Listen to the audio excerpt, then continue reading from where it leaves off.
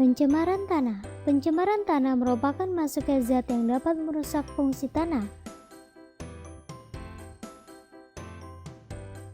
Pencemaran tanah diantaranya adalah sebagai berikut: 1. Limbah cair, 2. Limbah padat, 3. Limbah gas. Berdasarkan sumbernya, limbah itu dibagi menjadi 3, diantaranya adalah 1. Limbah domestik. Limbah domestik adalah limbah atau zat buangan dari kehidupan sehari-hari.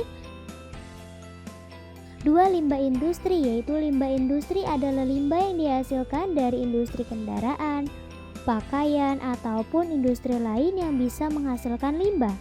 Kemudian yang bisa mencemari tanah itu adalah yang padat dan dengan yang cair. 3. Limbah pertanian berasal dari sisa-sisa pertanian, tetapi jika menggunakan pestisida dan pupuk yaitu sintetik berasal dari bahan kimia itu berbahaya. Contohnya misalnya zat yang berbahaya ada PCB dan PB, kedua zat ini juga sama. Kemudian jika terus-menerus gasnya masuk ke dalam tubuh manusia dan juga hewan itu bisa menyebabkan penyakit mulai dari gagal ginjal sampai kerusakan sistem saraf. Kemudian ada zat pestisida DTT. DTT ini adalah tidak bisa diurai di tubuh kita. Meskipun di sekitar kita banyak pencemar, tetapi ada juga yang bisa dilakukan agar tanah tidak tercemar dengan melakukan remediasi.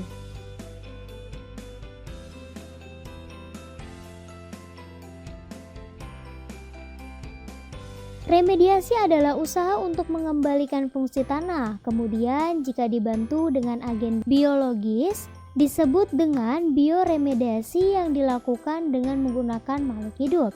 Remediasi berdasarkan tempatnya dibagi menjadi 2 bagian, diantaranya 1.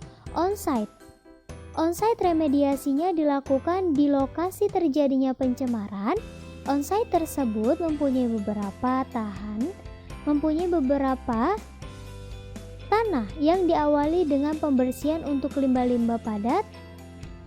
On-site tersebut mempunyai beberapa tahan yang diawali dengan pembersihan untuk limbah-limbah padat dan cair yang besar, istilahnya itu dihilangkan.